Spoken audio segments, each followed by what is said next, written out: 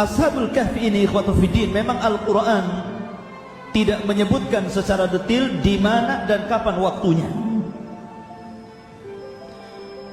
Sebagian ahli ilmu mengatakan kalau memang itu penting dengan menyebutkan waktu dan tempatnya, la dzakarallahu fil Quran, pasti Allah Subhanahu wa taala akan menyebutkan dalam Al-Quran. Artinya apa? Allah tidak menganggap ini persoalan yang sangat penting, maka tidak menyebutkan waktu dan juga tempatnya. Yang penting ibarah dari ceritanya. Ma'asyiral muslimin rahimani wa rahimakumullah. Al-Kahfi beda dengan Al-Ghar. Sama-sama gua tapi beda. Yang ditempati Nabi SAW namanya Ghar, maka disebut Ghira Hira, gua Hira. Kalau Al-Kahfi berbeda. Maksudnya kalau gua itu kecil, itu bahasa Arabnya disebut Al-Ghar. Tapi kalau gua ini luas, ya kan besar, maka disebut Al-Kahfi atau Kahfan. Jadi gua yang sangat besar, yang sangat luas gitu di dalamnya. Jadi Ashabul Kahfi itu orang-orang yang bersembunyi di dalam gua yang sangat luas. Adapun di mana tempatnya Allahu a'lam, Allah yang tahu. Tapi kita mulai. Adapun Raqim di sini Allah Subhanahu wa taala katakan bahwa di sini dalam surat, apakah engkau mengira bahwa orang-orang yang mendiami gua dan yang mempunyai Raqim, Raqim itu maksudnya ada memang sekitar 6 pendapat para ulama tentang makna Raqim. Ada yang mengatakan Raqim itu nama anjingnya, ada yang mengatakan Raqim itu nama guanya, ada yang mengatakan Raqim itu nama lembahnya, ada yang mengatakan Raqim itu nama Madinah atau kotanya, ya. Dan yang rajih wallahu a'lam bahwa Raqim itu adalah sebuah papan yang terbuat dari emas, yang isi papan itu bertuliskan nama-nama Ashabul Kahfi. Raqim terpampang di pintu gua, papan dari emas tertulis nama-nama mereka. Papan ini Allah Subhanahu wa taala kirimkan untuk bukti tanda-tanda kebesaran Ashabul Kahfi. Karena ketika itu ikhwatu fiddin, di zaman Ashabul Kahfi ada 2 periode kerajaan. Pertama, sebelum Al-Kahfi atau Ashabul Kahfi ditidurkan di gua, dan setelah ditidurkan. Periode pertama, sebelum orang-orang Ashabul Kahfi ini ditidurkan, maka mereka hidup di zaman yang penduduknya adalah musyrikun. Dan kesyirikan yang dilakukan penduduknya itu karena kecaman raja mereka yang musyrik.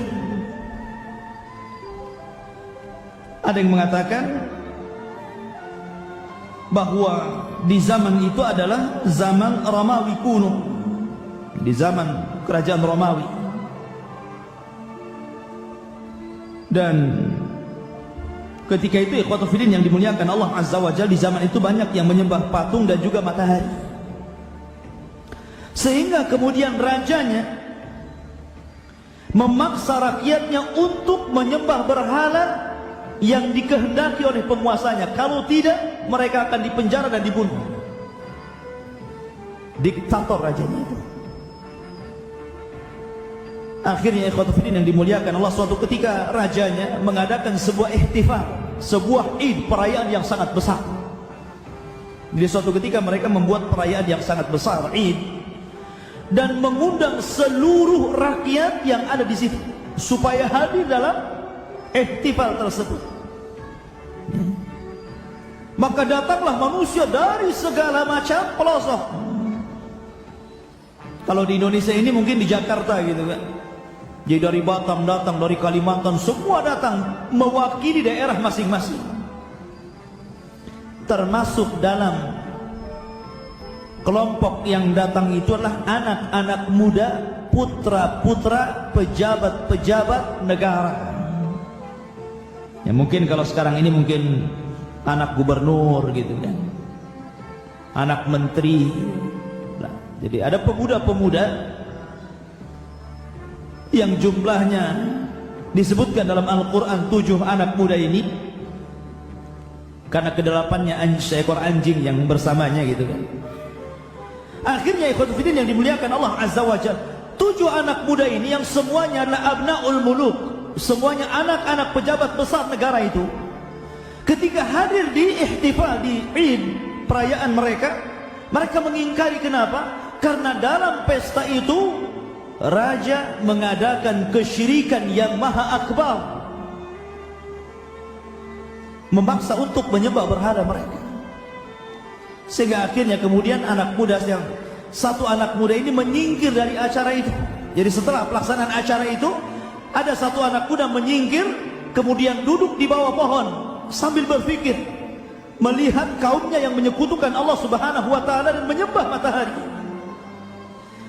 Akhirnya dia duduk di samping, tiba-tiba ada lagi yang duduk di situ.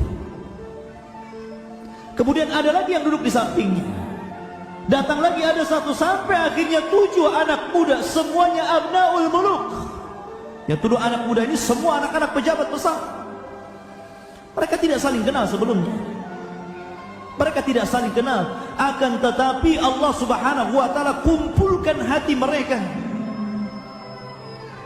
karena sama-sama mentauhidkan Allah. Lau anfaqta ma fil ardi jami'an ma allafta baina qulubihim walakinnallaha allafa bainahum. Allah yang telah mengumpulkan mereka karena mereka tegak di atas tauhid.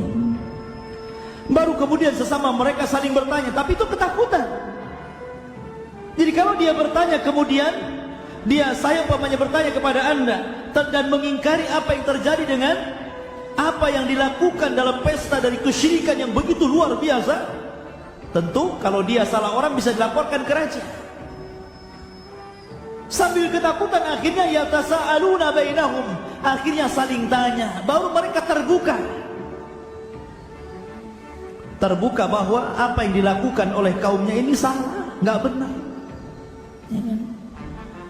Akhirnya karena mereka adalah anak-anak pejabat, anak-anak abnaul muluk, raja-raja kecil di daerah, artinya mereka sangat dipandang. Ternyata kabar dari 7 anak muda ini sampai ke telinga raja. Maka dipanggil oleh raja, marah raja, karena ada orang yang mengingkari agamanya, didatangkan. Ya, kemudian ditanya, apa masalah? Apa masalah kalian? Maka ikhwat fillah yang dimuliakan Allah Azza wa Jalla, Allah katakan dalam Al-Quran, nahnu naqussu alaika naba'ahum bilhaq innahum fityatun amanu bi rabbihim wa zidnahum huda. Allah Subhanahu wa taala firmankan, kami akan ceritakan kepadamu ya Muhammad tentang kisah mereka dengan sebenar-benarnya. Sesungguhnya mereka adalah anak-anak muda yang beriman kepada Tuhan mereka, dan kami tambahkan petunjuk kepada mereka. Dan ketika mereka berhadapan dengan raja, Allah katakan apa? Warabatna ala qulubihim, warabatna ala qulubihim idh qamu faqalu rabbuna rabbus samawati wal ard lan nad'uwa min dunihi ilahan laqad qulna idzan syatata. Ini jawabannya. 7 anak muda ini berani, ikhwan. Berani karena mempertahankan akidah tentunya. Dan mereka sudah tahu konsekuensinya. Artinya bahwa kalau mereka menentang raja, pasti mereka dibunuh. Tapi karena keimanan yang sudah tertanam dalam hati mereka, mereka siap meninggalkan kekayaan mereka, mereka siap dengan meninggalkan jabatan-jabatan mereka, dan mereka lari kepada Allah meninggalkan dunia. Maka mereka sudah siap untuk qulil haq walau kana murran, katakan yang benar walaupun itu pahit. Maka mereka pun berkata kepada raja mereka, mengemukakan alasannya. Dan kami teguhkan hati-hati mereka ketika mereka berdiri di hadapan raja. Lalu mereka berkata, Tuhan kami adalah Tuhan langit dan bumi.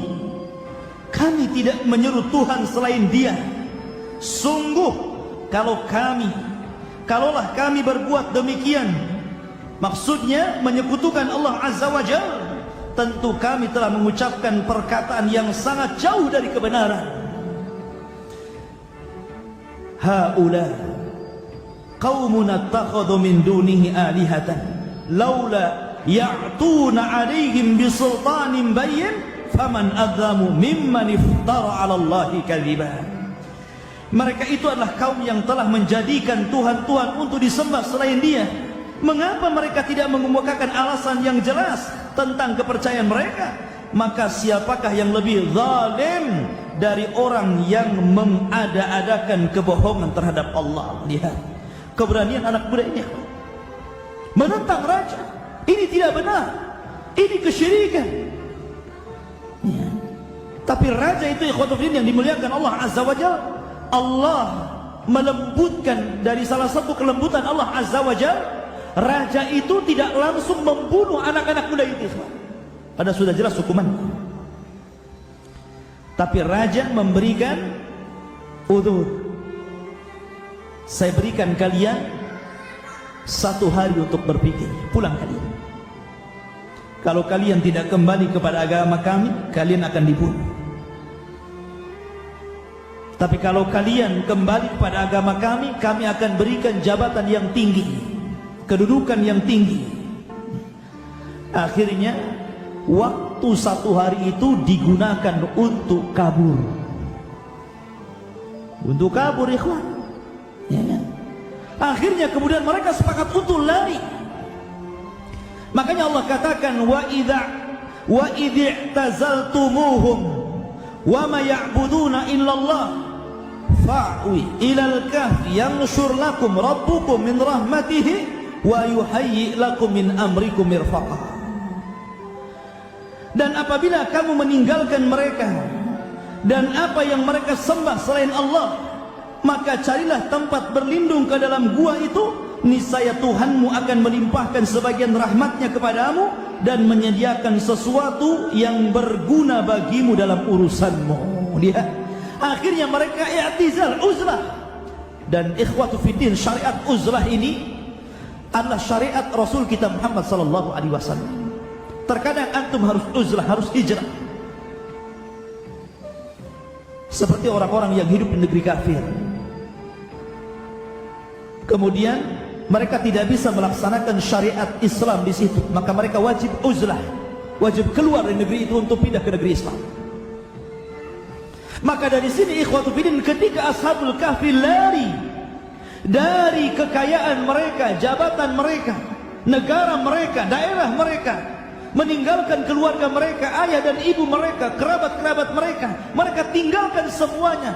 Ini menunjukkan pentingnya seseorang firarun minal fitan, lari dari fitnah. Karena Rasul mengatakan as-sa'idu liman junnibal fitan, orang yang bahagia itu orang yang dijauhkan fitnah padanya. Ma'asyiral muslimin rahimani wa rahimakumullah.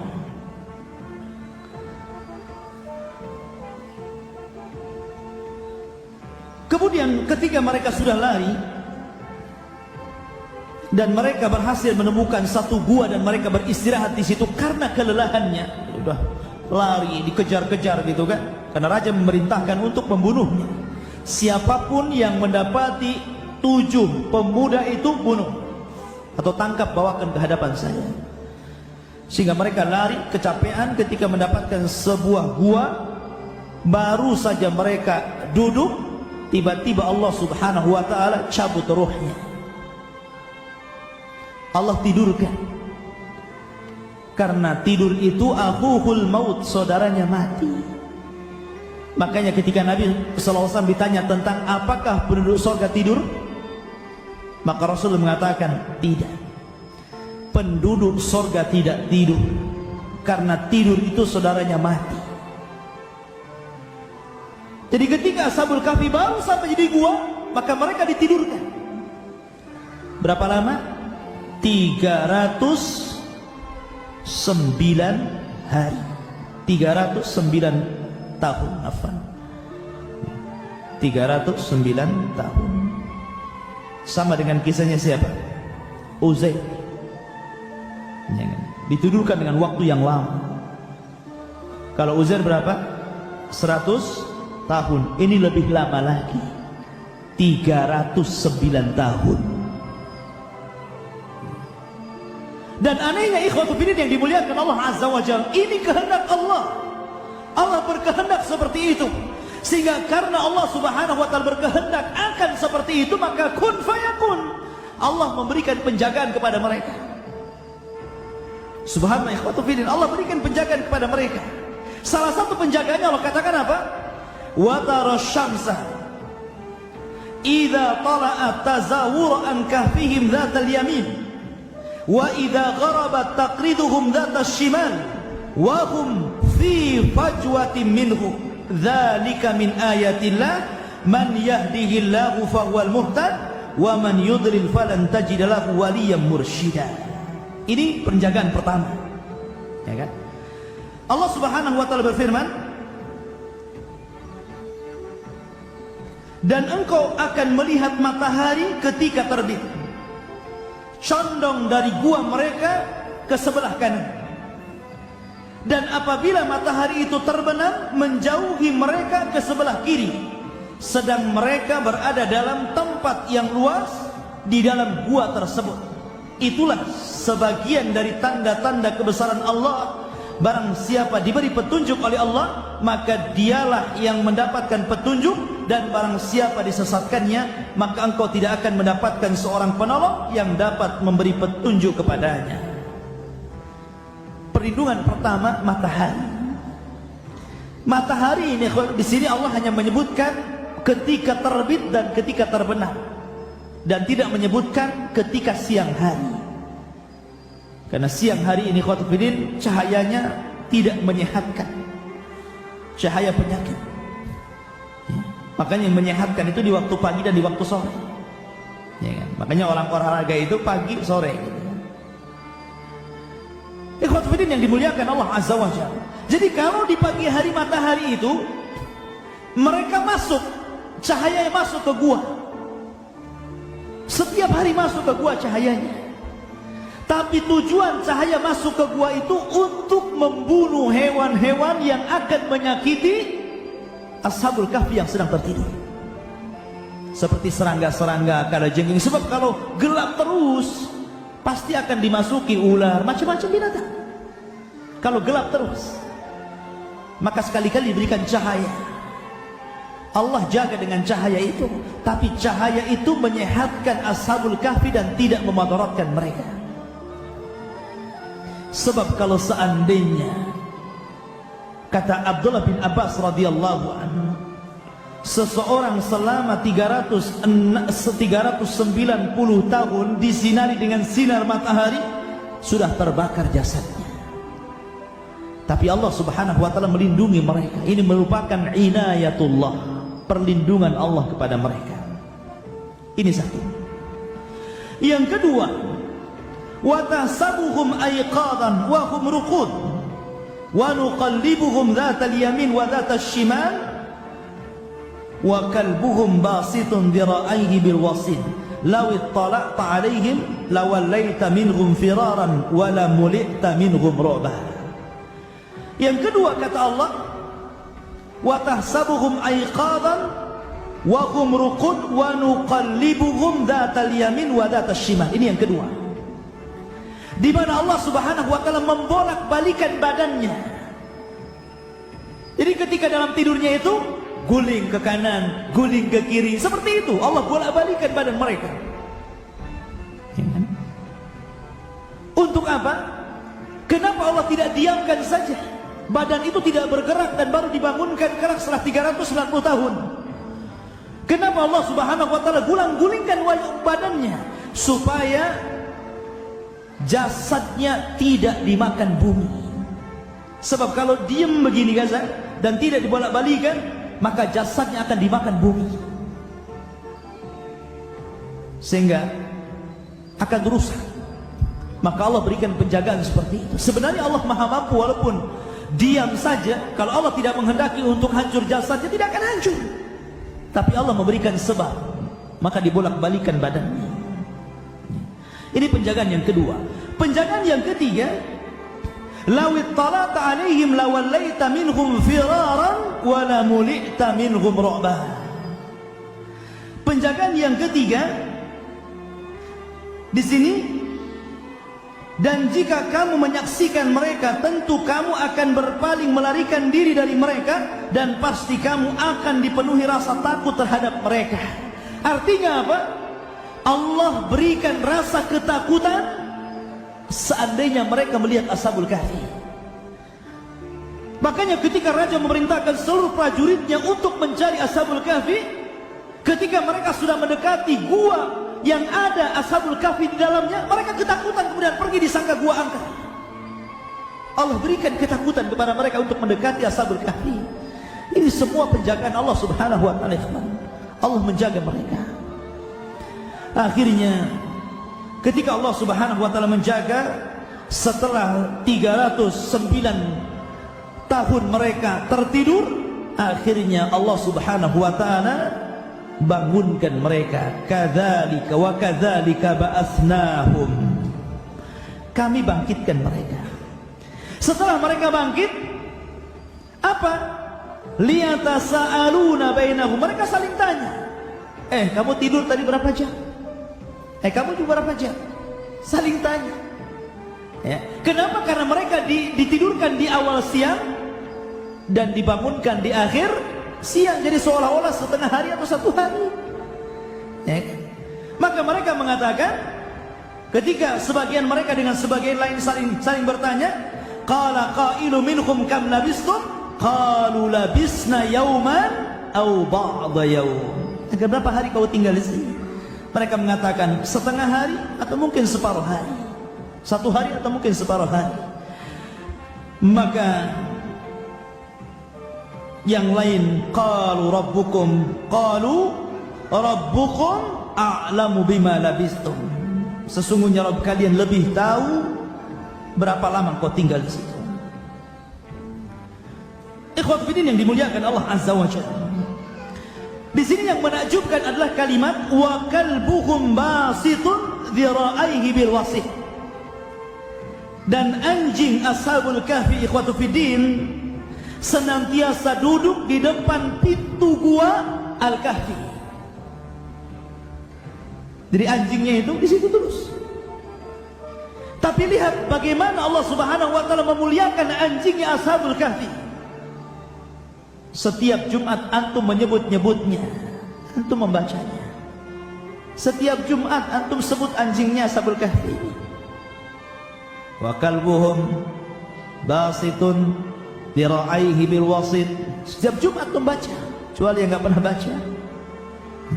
Tapi Nabi SAW mensyariatkan kita untuk membaca surat Al-Kahfi. Artinya apa? Setiap kita membaca surat ini, otomatis saudara akan menyebutkan ke anjingnya siapa? Ashabul Kahfi. Artinya Allah berikan kemuliaan kepada anjing. Kenapa? Li suhbatil akhyar. Karena anjing ini berteman dengan orang baik, maka ikut baik. Kalau anjing saja berkawan dengan manusia yang baik ikut baik, ikhwan, tentu antum kalau berkawan dengan orang baik lebih hebat lagi daripada seekor anjing. Masyaallah muslimin rahimani wa rahimakumullah.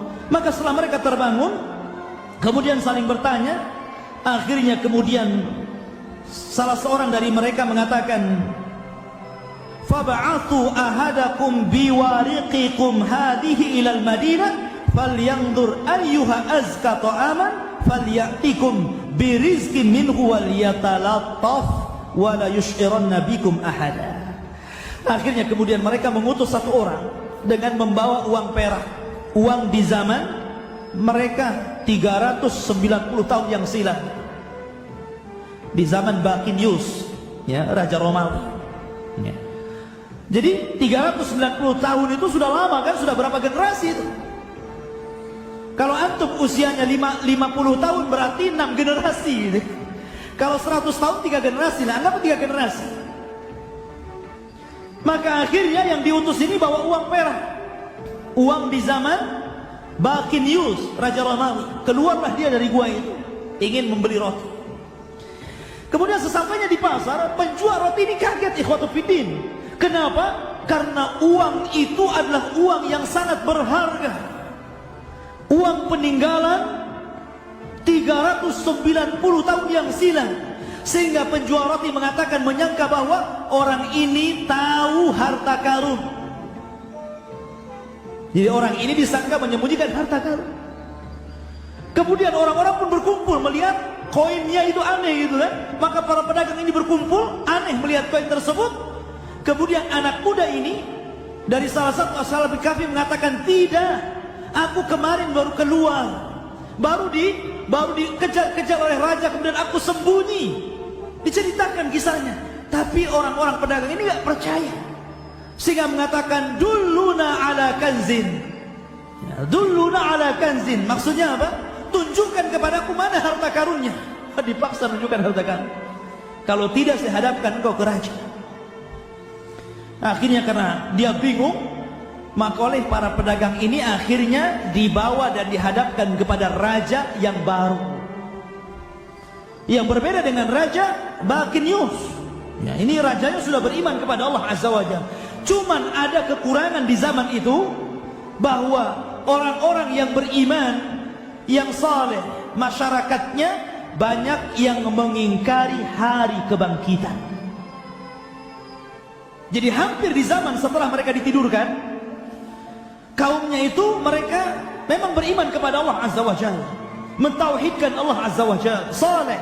Tapi satu kekurangan mereka, mereka tidak beriman kepada hari berbangkit. Itu masalah. Akhirnya kemudian sang raja pun melihat bahwa dia tidak dusta, bahwa dia hidup di zaman 390 tahun yang silam, 9 tahun yang silam. Akhirnya mereka kemudian membawa anak muda itu untuk menunjukkan kawan-kawan. Karena raja mulai menghormatinya gitu kan.